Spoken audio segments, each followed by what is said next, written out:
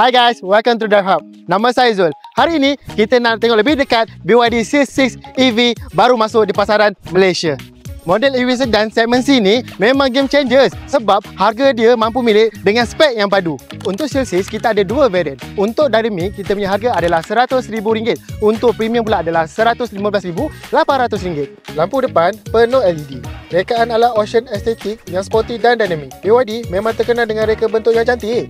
Untuk kereta ini, kedua-dua varian menggunakan roda alloy 17 inci dengan tayar profil 225/55 R17. Suspension American strap depan, multi-link belakang, panjang 4,720mm, lebar pula 1,860mm, tinggi 1,495mm dengan wheelbase 2,820mm. Rekaan belakang nampak kemas, dilengkapi ruang kargo 460 liter di belakang dan tambahan frunk ruang hadapan 65 liter untuk premium. Untuk varian dynamic, motor elektrik 95 kW dengan 127 horsepower dan 220 Nm of torque. Untuk varian premium, motor elektrik 160 kW dengan 215 horsepower dan 330 Nm torque. Dipadankan dengan single speed automatic transmission rear wheel drive, Series 6 menggunakan bateri BYD Blade Battery 56.64 kWh untuk kedua-dua varian dan jarak perjalanan 485 km menggunakan NEDC. Untuk BYD Series 6 ada pengecasan DC pantas support sehingga 100 kW apabila cas 30 hingga ke 80% mengambil masa 23 minit saja. Masuk je dalam, dashboard nampak moden dengan skrin sentuh yang besar 12.8 intelligent screen. Ia dilengkapi dengan Apple CarPlay dan Android Auto, panel meter digital, tempat duduk kulit premium dan untuk premium ada ventilator front seat memang selesa. Ruang kaki belakang sangat luas sebab panjang 2,820mm. Terdapat rear aircon vent. Kalau korang nak tahu, orang kata bila masuk je dalam kereta BYD Series 6 ni, bila korang start je kereta, korang akan dapat rasakan orang kata dia punya premium kereta ni sebab kalau korang masuk macam senyap saja. Yang lagi mengejutkan adalah sedan ni depan dia ada frunk juga. Mudah untuk korang nak pergi pasar ke, ada ikan ke atau nak elakkan bau-bau macam durian ke. Walaupun kereta ni EV, tapi rasa membawa dia macam bawa Aiskar lah. BYD Series 6 ni dia ada ambil masa sedikit untuk capai untuk kereta ini bergerak. So dia tak adalah mengejut. Kalau korang newbie ke apa kan nak pakai ni, memang korang rasa macam sama je. So kita tekan saja button atas kita nak tengok adakah dia akan berhenti, adakah dia akan belok, dia akan lane keep assist tu ada atau tidak. Nampak dalam orang kata 10 meter juga dia akan orang kata brake dengan sendirilah.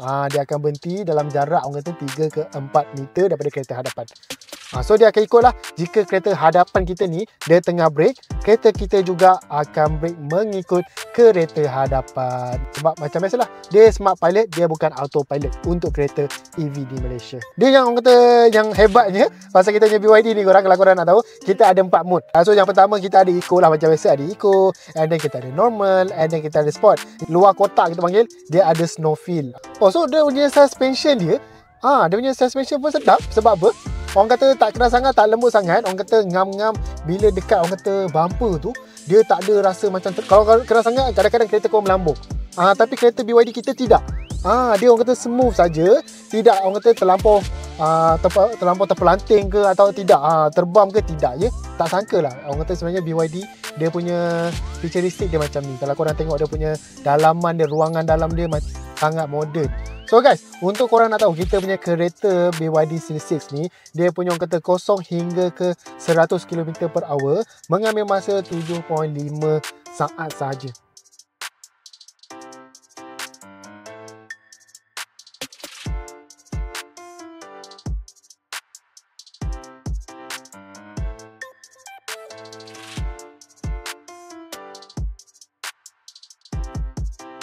So kalau orang kata rate saya untuk bahagian aircon dia bagi saya dia puas hati lah.